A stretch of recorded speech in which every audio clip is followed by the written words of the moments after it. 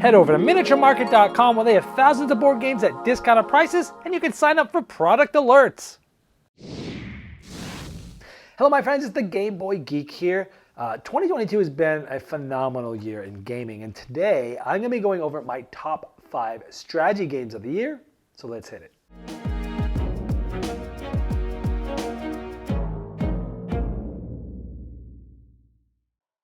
Number 5. Now this first one, I'm sure people are already typing comments. Please don't. I realized that my number 5, which is Ark Nova, was officially released on Board Game Geek in 2021. However, it was a very limited release in a German edition, and we did not get full distribution of an English version until April of this year. So I'm considering this a 2022 because I did not get to play the German version that came out at the end of last year.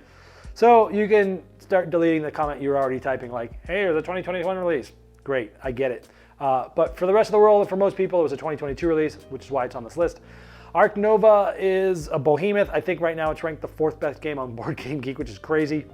It moved up so fast. It's a game about building your own zoo. Has engine building, card play, some similarities to like Terraforming Mars, if you will. The theme's really cool. The cards are really cool. There's a lot going on in this game. This is a heavier game. It is a longer game. But building up combos and looking for long-term things and being able to change your actions and upgrading your actions and moving up different ways on tracks and trying to get to... There's a lot going on, but there's a lot of fun in this game. So I really liked it. The reason why it's not higher on this list, it's really long. Really long. And I feel like the game could have been as enjoyable, if not more, if it was like half the length. They could have sped up sort of the engine building up the front. I know some people like the longer games. I would have liked this to be a little bit more streamlined. And the luck of the draw of how many cards. There's so many cards in the game, which is great for replayability, but it also, at the same time, makes it harder to go with a strategy because you don't know if you're really going to get any more of those cards, things like that. I really like the game. I think it's fantastic.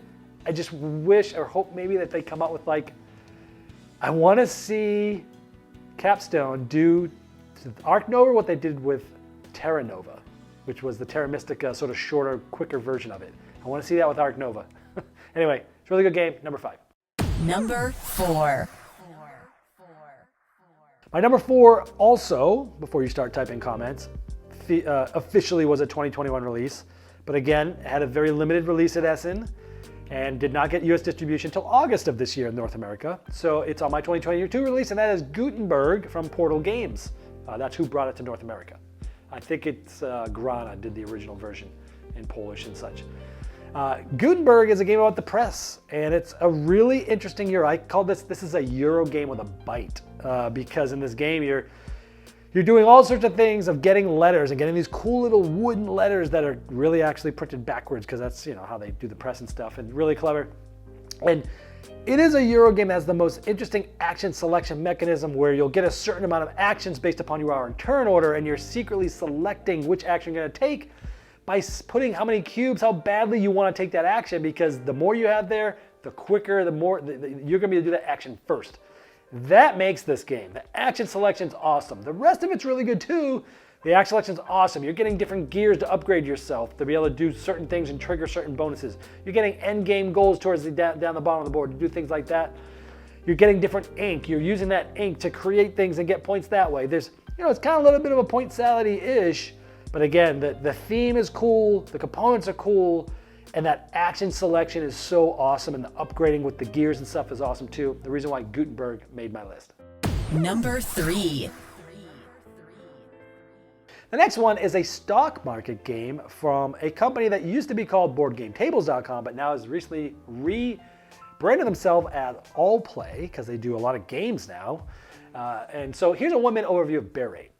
Bear Raid is a stock market game for 3 to 6 players where you'll be buying and selling stocks that are from companies that have similar names to very popular companies that are in the real world. You're trying to have the most money, and you'll do so by possibly buying stock at certain prices like $25 a stock. You're tracking your money and your stock, how many you've owned, behind your shield secretly. But you'll be able to manipulate the market by possibly taking dice away, changing what might happen at the end of the round. Like in this case, it might go up $10, which is great because I just bought it and I'll make some money. Or I might short stocks by actually getting money now, but possibly paying it back later, gaining the $50 for both these shares now, But you also might be taking dice from behind your shield, adding it to rumors, making sure that this will influence the value of this round. But everyone will get a chance to secretly add some to the bag, which will come out and be distributed at the end of each round. So you're trying to buy and short, manipulate the market, work with other people to get the most money in the end. I tend to like stock market games, and this one I really enjoy. Mostly because it's got a very interesting twist on what you can buy. Because in this game, you're not just buying stocks, you're also shorting stocks. Which means you can take money now for what a stock is worth and then try to purposely drive that thing down because you have to pay that money back at some point. But if you drive it down, well, you've taken money, you got to pay some back, you still made the spread. And I like that because you can go either way. You can like buy stocks and try to make it rise or hope it rises. Or you could get money now and try to make it go down. I love it. It adds like a total another dimension to the stock market game. I like that a lot of things are sort of secret in this game. I like that you can manipulate how stocks are doing based upon the dice behind your board, which is secret. You can take dice, you can place dice out hoping to make that influence what the stocks do. You can place things hoping it goes in the bag and hoping those come out and influence it. You can be getting dice from earlier turns. People have forgotten maybe what dice you have behind there. Then you make a move and then you're able to influence that and help your move. I like that if one or two people are moved up and they've got tons and tons and tons of stock of one thing, over a couple of turns, if you and other players can drain that down to bankruptcy, they'll lose all their stock. There's a lot of like working with other players. You got to work with different ones at different times. It's a really excellent stock game, Bear Raid. Number 2. This next one is a game about trees. It's beautiful, and it's called Evergreen. This is by Horrible Guild. This is designed by the same person that did Photosynthesis, Yamahak. And he took the main concept of photosynthesis, which I loved, which was getting light and getting points, and in my opinion, made over the last 7 years a lot more games, and he's gotten better and better as a designer. And I think he's taken that concept and put it in a completely different game with a similar theme, but feels very different and in a much better way, honestly. The game's production is off the charts. It looks awesome. The pieces look awesome. The mechanisms are somewhat very streamlined and very simple, where on your turn you're taking a card. That card is telling you where you can take your actions on your board, but you also get a wild action that you can kind of use anywhere. But the clever thing is the one card that nobody took that round, that card influences the big scoring at the end of the game. So it's the things that people ignore, or the things that score the most, and so you're trying to build up in these areas, but you're also hoping that nobody takes those cards. Those are at wits with each other. You're also gaining points by the sun coming and getting trees, which thematically block trees that are behind it and things like that. But you're also trying to make a big, large, contiguous forest, which are also at odds with each other.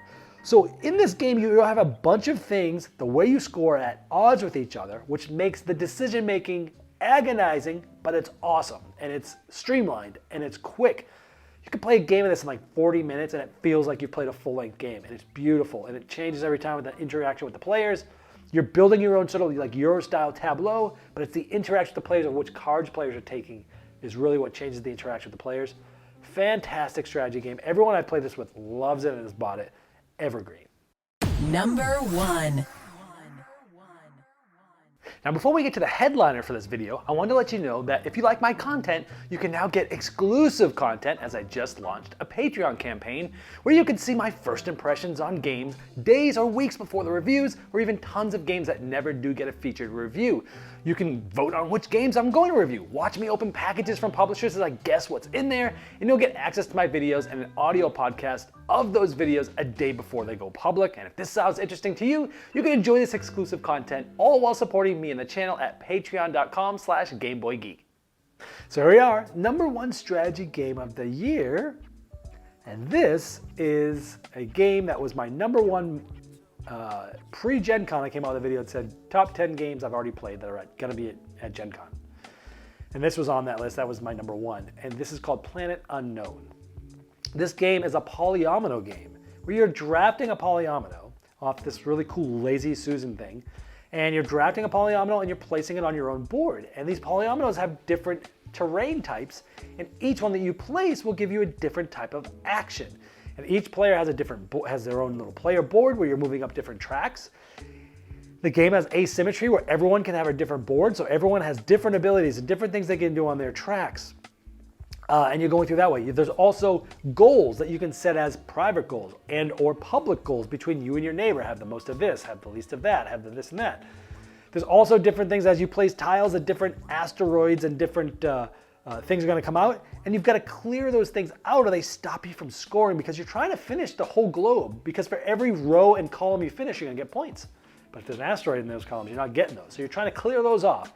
You do that by moving rovers around and taking those off. You're trying to save people by getting the life pods out. So you're moving rovers around. You're doing all these different things. You're building your civ and tech tree of getting different, more powerful abilities.